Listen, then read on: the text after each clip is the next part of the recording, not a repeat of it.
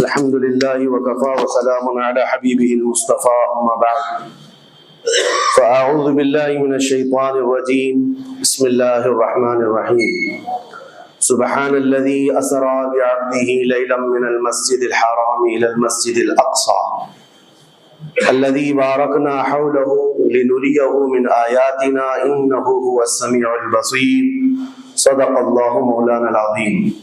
بارگاہ رسالت میں آپ صلی اللہ علیہ وسلم میں درود پاک کا ہدیہ پیش کریں۔ اللہم صلی علی سیدنا مولانا محمد معدن الجود والکرم وآلہ واصحابہ الکرام وابنہ الکریم وبارک وسلم صلاة دائمة سرمدا ابدا۔ عزیزان گرامی وقار، جن حالات میں آج ہم جمعہ کی نماز ادا کرنے آئے ہیں، دنیا بھر میں قبل اول بیت المقدس کے معاملے کو لے کر ایک عجیب ماحول پیدا ہو چکا ہے۔ دنیا دو دھڑوں میں تبدیل ہے آج، اور یقیناً کیوں نہ اثر کرے کہ میرے آقا صلی اللہ تعالی علیہ وسلم نے ارشاد فرمایا،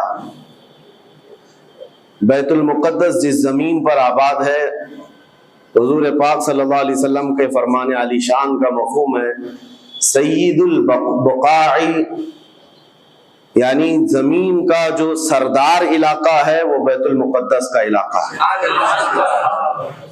مسجد اقصی جہاں پر آباد ہے اس کو سید البقاع کہا گیا ہے، اور یہ بھی روایت میں ملتا ہے سید الصخرہ، گنبدوں میں اگر کوئی سردار گنبد ہے تو وہ بیت المقدس کے لیے کہا گیا ہے۔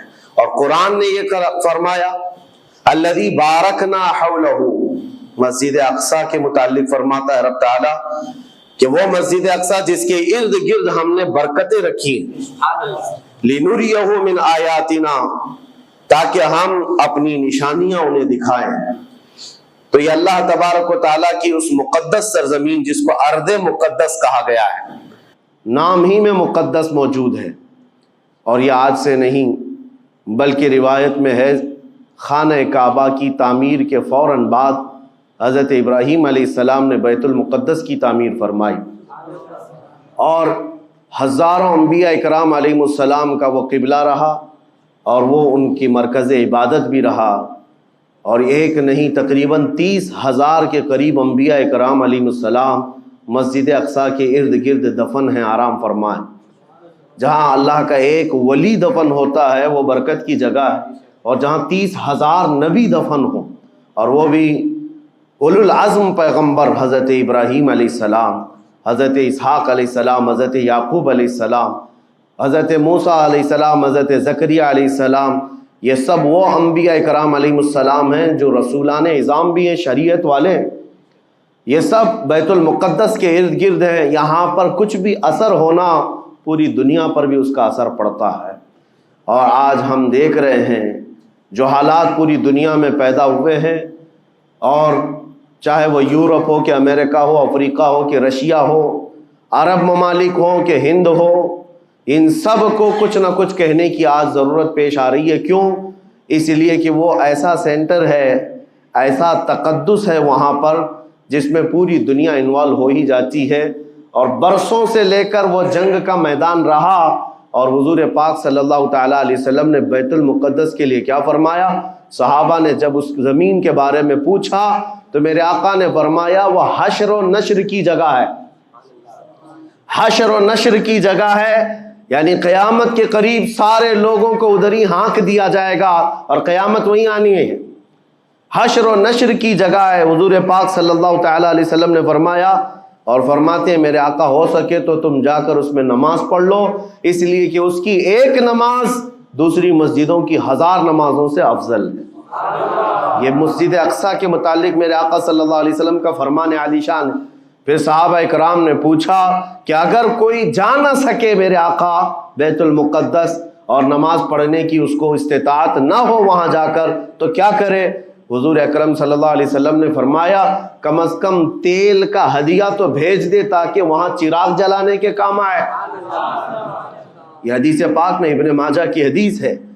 نبی کریم صلی اللہ تعالیٰ علیہ وسلم کے اس فرمان علی شان کے مطابق میں آج آپ تمامی حضرات سے یہ گفتگو کرنا چاہوں گا کہ میرے عزیزو، یہ صرف فلسطین اور اسرائیل کا مسئلہ نہیں ہے، یہ اسلام اور کفر کا مسئلہ ہے، اور پوری دنیا کے لیے ہے، پوری دنیا کے لیے۔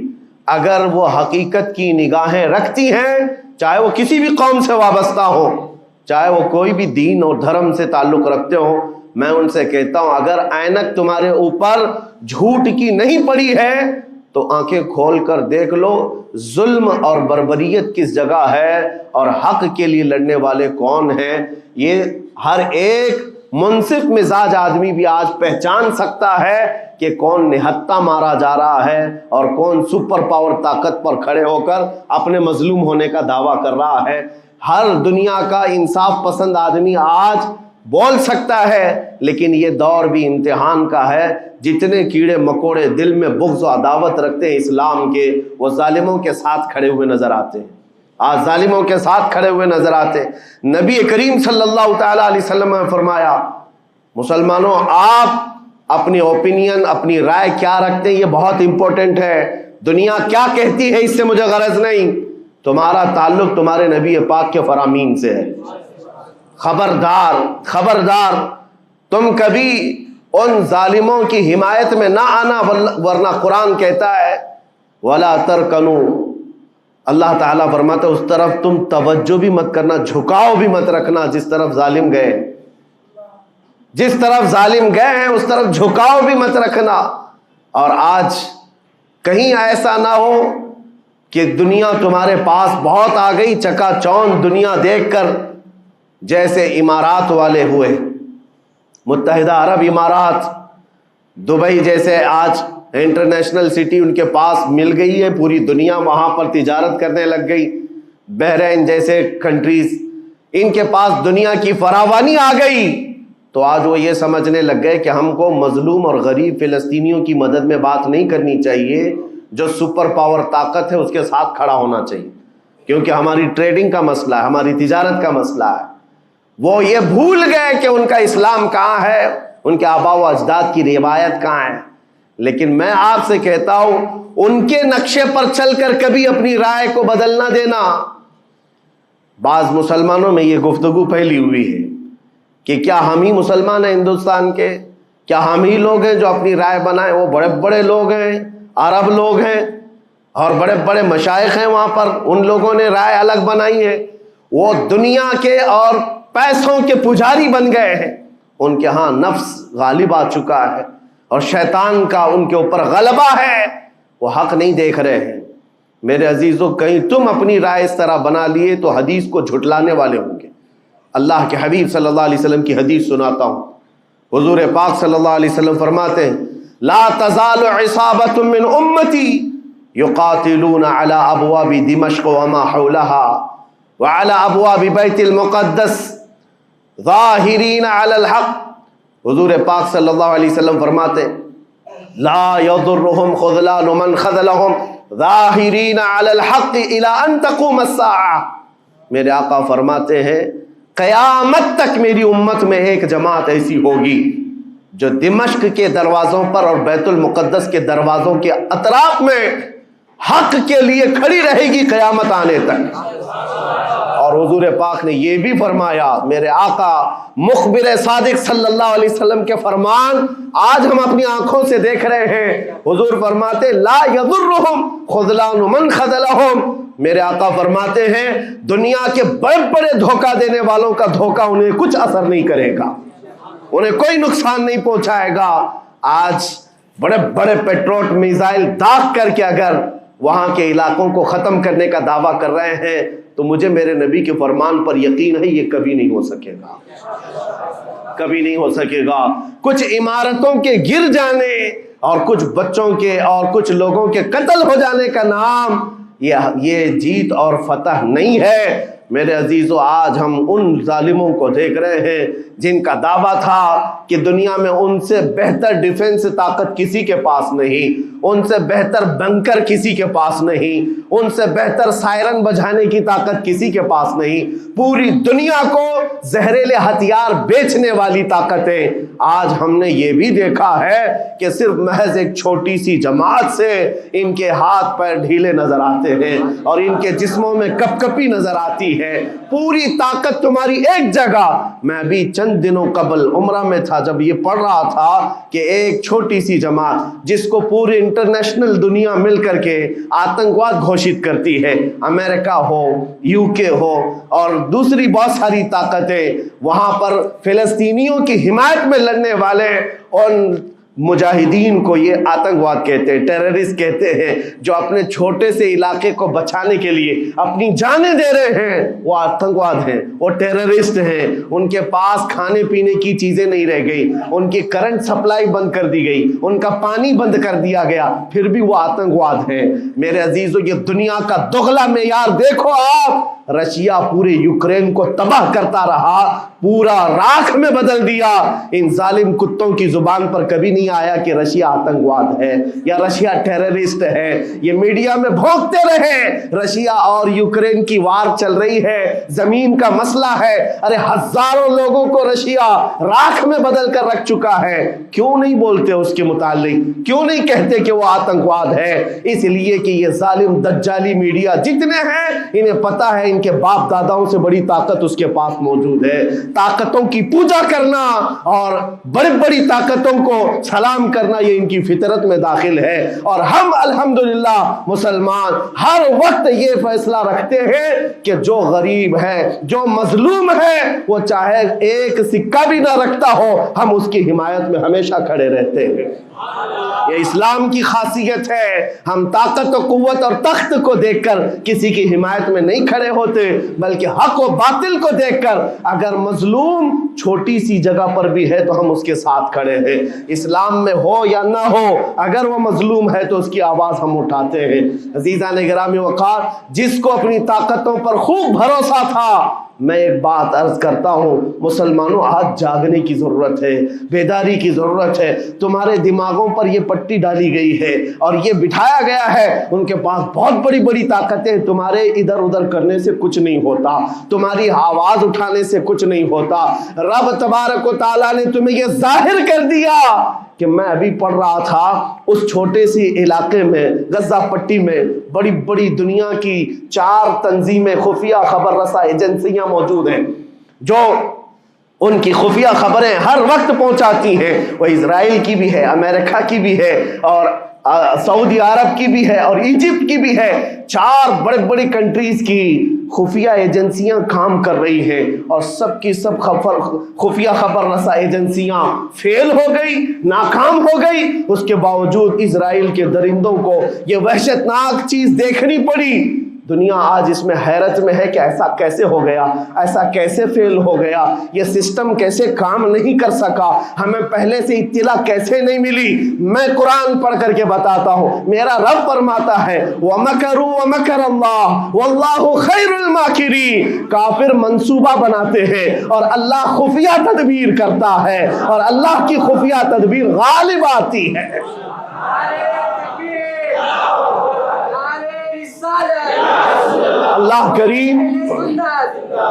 اللہ کریم جب خفیہ تدبیر فرماتا ہے، سارے سسٹم فیل ہو جاتے ہیں، دنیا کی طاقتیں ہیچ ہو جاتی ہیں۔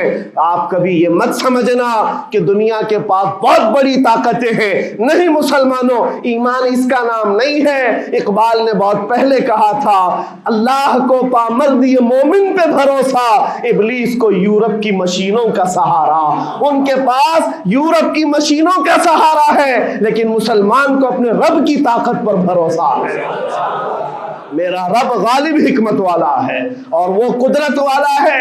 جس وقت رب تعالیٰ چاہے، کیا آپ نے تاریخ نہیں پڑھی، وہ اگر اپنے نبی کی حفاظت کرنا چاہے تو مکڑی کے جال سے حفاظت کرتا ہے، کبوتری کے انڈوں سے حفاظت کرتا ہے۔ وہ اپنے حبیب کی حفاظت کرنا چاہے اور کسی نبی کی حفاظت کرتا ہے، مچھلی کے پیٹ میں رکھ کر کے یونس کی حفاظت کر رہا ہے، اور ابراہیم علیہ السلام کو آگ میں ڈال کر کے بھی اس تپش سے بچا جا رہا ہے اور اسماعیل علیہ السلام کی گردن پر چھری چل رہی ہے، پھر بھی اس چھری سے بچانے والا مولا کون ہے؟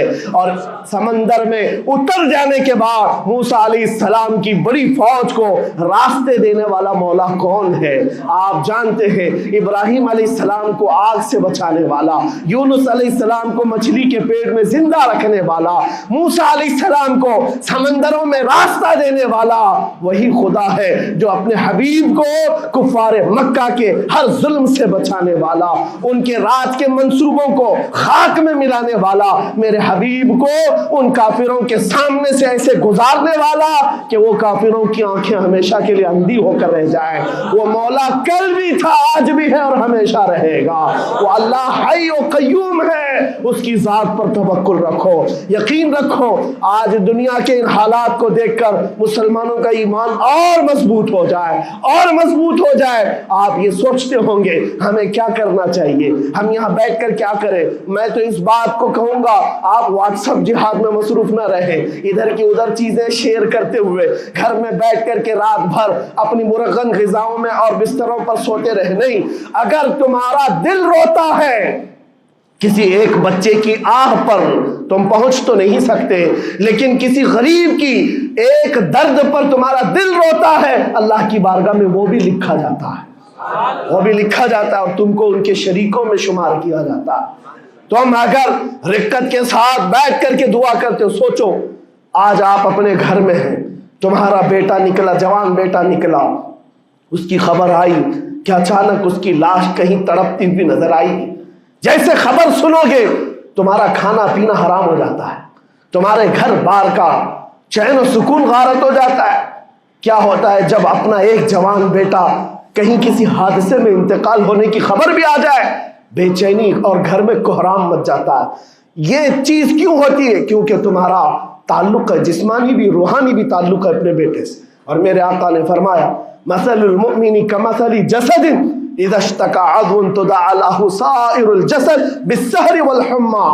میرے آقا فرماتے ہیں پورے مومن جتنے بھی دنیا میں ہیں، سارے مومنین ایک جسم کی طرح، میرے آقا فرماتے ہیں ایک جسم کی طرح ہیں، اگر ایک عضو کو تکلیف ہو تو پورے جسم میں بخار آ جاتا ہے، ایک عضو کو تکلیف ہو تو پورے جسم میں بخار آتا ہے۔ آج تمہاری کیفیت یہ ہونی چاہیے، جس وقت ان حالات کو دیکھو تمہارا دل روئے، تمہاری بے قراری بڑھ جائے، تمہاری بے چینی بڑھ جائے اور بارگاہ رب العزت میں گڑ گڑاؤ کہ مولا اگر ہمارے برے اعمال کی وجہ سے، ہمارے گناہوں کی وجہ سے ہمارے بھائیوں پر اگر یہ آفت آئی ہے تو میں توبہ کرتا ہوں، میں باز آتا ہوں مولا، میں اپنی حرکتوں سے توبہ کرتا ہوں۔ آج تمہیں پتا ہے یہ آج کا حادثہ نہیں، اس دنیا کو میں جتنا کوسوں کم ہے جو دغلی پالیسی رکھتے ہیں، جو ڈبل سٹینڈ رکھتے ہیں، ان کو جتنا بولوں کم ہے، میں ڈرتا نہیں ہوں اس بات پر، لیکن آج دل بھرا ہوا ہے ان مظلوموں کی آواز کو سن سن کر کے، جن کے گھروں پر رات بھر بمباری ہوتی ہے، جن کے شہر کا پورا بادل پٹاخوں سے نہیں میزائلوں سے روشن دکھتا ہے۔ میرے عزیزوں کیسی راتیں وہ گزارتے ہیں، ماں رات کو اپنے بچے کو گلے سے لگا کر سوتی ہے، اس کو یقین نہیں ہوتا صبح تک میرا لال میرے ساتھ رہے گا، انہیں پتہ بھی نہیں ان کے دروازوں پر موت دستک دے رہی ہے۔ 5000 سے زیادہ راکٹ داغ کر کے ابھی بھی ختم نہیں کیا گیا، اور ظلم اتنا ہونے کے بعد حیرت ہوتی ہے اس دگلی دنیا پر میڈیا میں بار بار یہ کہا جاتا ہے ان آتنکیوں کا خاتمہ کیا جا رہا ہے، آتنکوادیوں کو نیست و نابود کیا جا رہا ہے، جن کی زمین پر 70 سال سے قبضہ کر کے بیٹھا ہے، دنیا اس پر کچھ نہیں بولنا چاہتی۔ آپ کو پتا ہے ہسٹری جنہوں نے پڑھا نہیں وہ آج بھوک رہے ہیں، جن کو تاریخ معلوم نہیں ہے وہ ٹپنی دینے کی کوشش کر رہے ہیں، ان کو اپنے باپ داداؤں کی تاریخ نہیں معلوم، یہ فلسطین کی تاریخ پر چل پڑے۔ پتہ ہے 1917 میں صرف 4000 یہودیوں کو رہنے کی اجازت دی گئی تھی، جب یہ پوری دنیا سے مارے مارے گھوم رہے تھے، ان کے لاکھوں یہودیوں کو مار کر ختم کیا گیا تھا۔ اس وقت فلسطین میں 4000 یہودیوں کو پناہ دی گئی تھی، اور یہ 4000 سے بڑھتے بڑھتے بڑھتے پوری دنیا سے ہجرت کر کے آتے رہے، 1948 میں انہوں نے اپنے ملک کا اعلان کر دیا. دنیا کو یہ نہیں پتا ہے، آج سب پتا ہے. نقشہ دیکھ دیکھ کر کے سب شیئر کر رہے ہیں. 1970 میں اتنا تھا اسرائیل، 40 میں اتنا ہو گیا، پھر 67 میں اتنا ہو گیا، سب شیئر کر رہے ہیں. تمہاری عقل ماری گئی ہے جب دیکھ رہے ہو کہ ایک ظالم آدمی کسی کے زمین پر قبضہ کرتا کرتا کرتا پورا بڑھ گیا. اب جو مظلوم تھے ان کی اپنی زمین بھی نہیں باقی، ان کی حکومت نہیں ہے، ان کی ایمبیسی نہیں ہے، ان کا کچھ نہیں. ایک شہر لے کر بیٹھے ہیں، وہ بھی ہضم نہیں ہو رہا. اور میں یہ باتیں کھل کر اس لیے کر رہا ہوں کہ یہ میرے اپنے اوپینین ہی نہیں ہے. پوری دنیا کے اقوام متحدہ UN نے کہا ہے اسرائیل کو 1967 میں جو تمہارا اسرائیل تھا وہاں واپس چلے جاؤ. لیکن یہ دادا گیری ایسی ہے کہ وہ کسی کی نہیں مانتا، نہ UN کی. یہ سب چیزیں دنیا کو معلوم ہے، پھر بھی دنیا یہ کہتی ہے اسرائیل اپنے ڈیفنس میں کام کر رہا ہے، اپنے ڈیفنس میں کام کر رہا ہے. ایک کتے کی موت ہوتی ہے تو پوری دنیا بلبلاتی ہے، اور یہاں روزانہ ہزاروں فلسطینیوں کو قتل کر دیتے ہو. تم قتل بھی کرتے ہو تو چرچا نہیں ہوتا، ہم آہ بھی کرتے ہیں تو ہو جاتے ہیں بدنام. یہ حالات آج پیدا کیے گئے. میں آپ حضرات کو یہ بات کہنا چاہوں گا، یہ ایمان کے مضبوط کرنے کا وقت آ چکا ہے. میرے آقا کے فرمان پر یقین کرو، اللہ کی مدد آتی ہے اور آ کر رہے گی انشاءاللہ. اور یہ حالات آپ دیکھ رہے ہیں. میں ایک بات اور بتا کر اپنی گفتگو کو سمیٹتا ہوں. کثرت سے ان کے لیے دعائیں کرو، کثرت سے دعائیں کرو، اور اپنی غلط عادتوں سے باز آ کر اللہ کی بارگاہ میں مانگو. ظاہر سی بات ہے، حرام کھاتے ہو اور کسی کے لیے دعا کرتے ہو، کہاں دعائیں جائیں گی؟ اب جو بات رہ جاتی ہے یہ کچھ دنوں کے لیے ہے. وہ بھی امتحان دے رہے، ہم بھی امتحان دے رہے. یہ امتحان کی گھڑی گزرنے والی ہے، اور قیامت کے قریب میرے آقا کا فرمان حق ہو کر صاف ظاہر ہوگا، صاف ظاہر ہوگا، پوری دنیا دیکھے گی. بعض روایات میں ہے کہ حضرت سلیمان علیہ السلام کی روایتیں بھی بیان کی گئی کہ آپ نے فرمایا کہ یہودیوں کی ایک ریاست قائم ہوگی، اور صرف 50 سال کے بعد ان کی ریاست کے قائم ہو کر 50 سال کے بعد قیامت کی بڑی نشانیاں سامنے آ جائیں گی. اب وہ حالات آ گئے، چند سالوں کی بات ہے. جتنا خون بہایا تھا وہ خون ختم ہوگا، اور خون شہیدہ سے صبح بہارا آئے گی. اور ایک دن پوری دنیا دیکھے گی جب بیت المقدس پر اللہ اکبر کی صدائیں گونج رہی ہوں گی، اور امام مہدی کا ظہور ہوگا. امام مہدی آئیں گے اور پوری دنیا میں صرف اور صرف اسلامی پرچم لہرائے گا انشاءاللہ العزیز. میرے آقا صلی اللہ علیہ وسلم فرماتے قیامت کے قریب تم دیکھو گے ہر چیز یہودیوں کے خلاف ہوگی، حتیٰ کہ پتھر بھی تمہیں کہیں گے یہودی یہاں چھپا ہوا ہے، پتھر بھی کہیں گے. اور حضور نے فرمایا تو یہ ہو کر رہے گا، ہو کر رہے گا. اس لیے ان کی طاقتوں پر نہ جاؤ، ان کی قوتوں پر نہ جاؤ.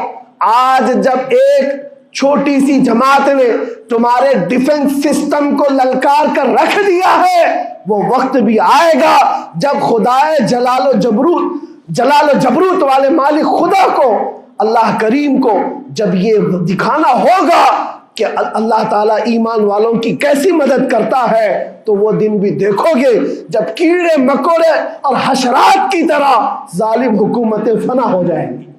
انشاءاللہ وہ وقت آئے گا.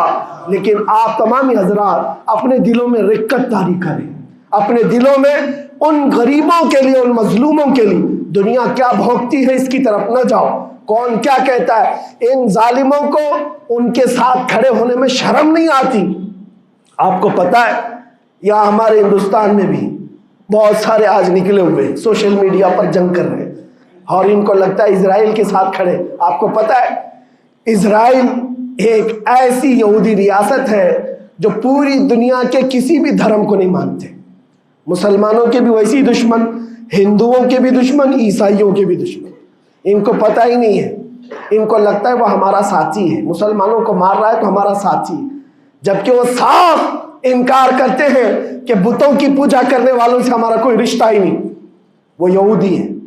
وہ پوری دنیا میں اپنے آپ کے متعلق یہ عقیدہ رکھتے ہیں کہ اللہ نے ہم کو ایک خاص مٹی سے بنایا اور سارے انسانوں کو کچرے سے بنایا، ساری دنیا کو کچرے سے اور جانوروں کے فضلے سے بنایا اور ان کو ایک خاص جنت کی مٹی سے بنایا۔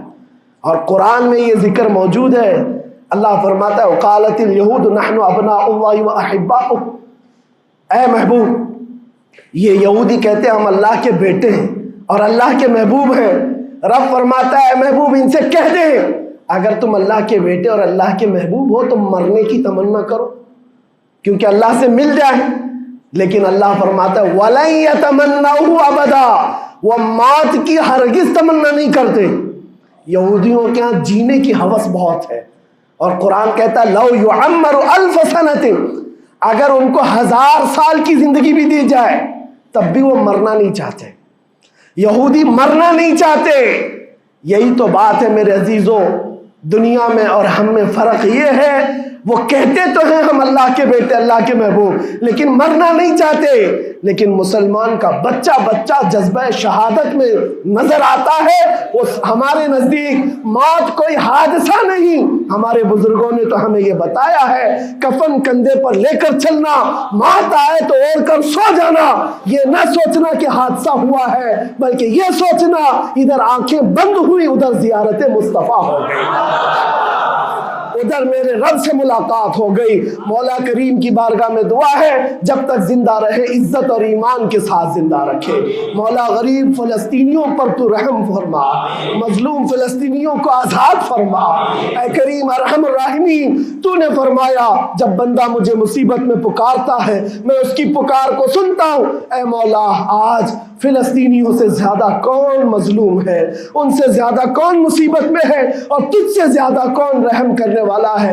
اے مالک و مولا ان پر رحم کی بارشیں فرما، اے اللہ ان پر رحم کی بارشیں فرما اور ظالم طاقتوں کو فنا فرما دے، ان کو نیست و نابود فرما، ان کو کیفر کردار تک پہنچا، اسلام و سنیت کا بول بالا فرما، کفر و شرک کا منہ کالا فرما۔